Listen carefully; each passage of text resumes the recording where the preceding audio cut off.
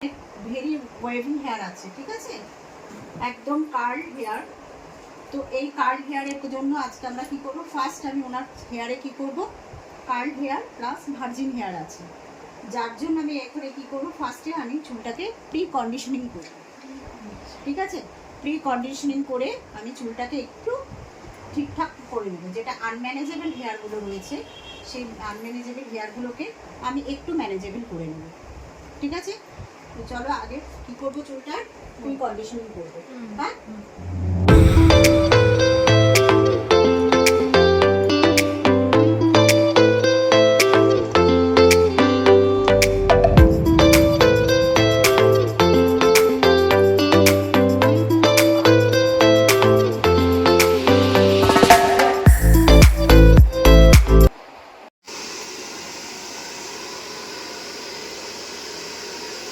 চুলটাকে 100% আমি hair die করে নিলাম।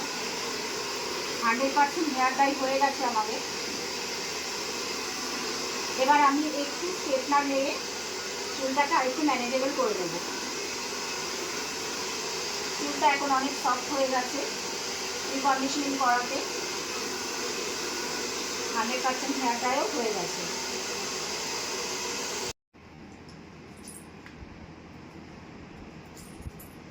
এটা করেছো তো? হ্যাঁ, একবার করো। 100% হেয়ার ডাই হয়ে গেছে। এবার একটু স্ট্রেটনার মেনে আনম্যানেজেবল হেয়ারগুলোকে ম্যানেজেবল করে নেব।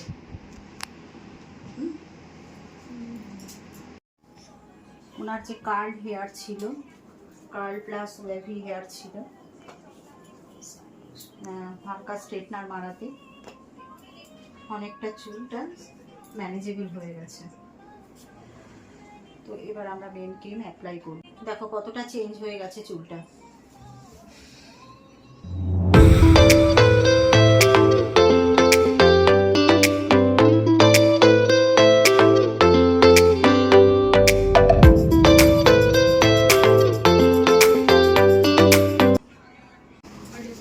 একদম স্ট্রেট ভাবে দু আঙুলের সাহায্যে ক্রিম অ্যাপ্লাই করবে। ক্রিমটা ততক্ষণ পর্যন্ত অ্যাপ্লাই করবে যতক্ষণ না এর অয়েলটা না বের হচ্ছে। ক্রিম দেখা যাবে না, চুলে শুধু অয়েলটাই দেখা যাবে। হাফ হয়নি, 35 মিনিটস রাখলাম। রাখার পরে এবার আমি কি করবো, চুলটাকে ওয়াশ করবো। নর্মাল জল দিয়ে চুলটাকে ওয়াশ করবো। এখন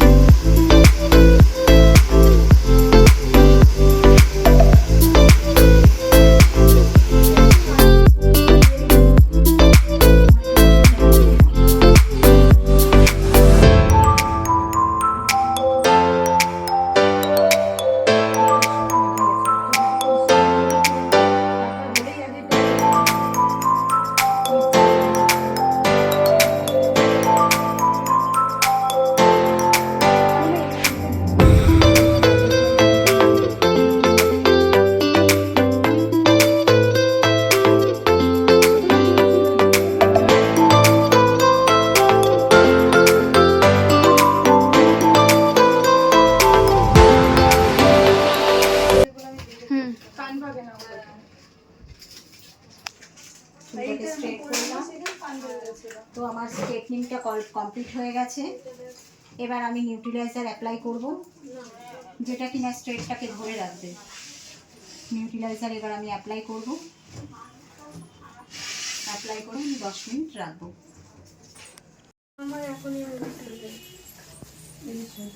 নিউট্রিলাইজার অ্যাপ্লাই হচ্ছে।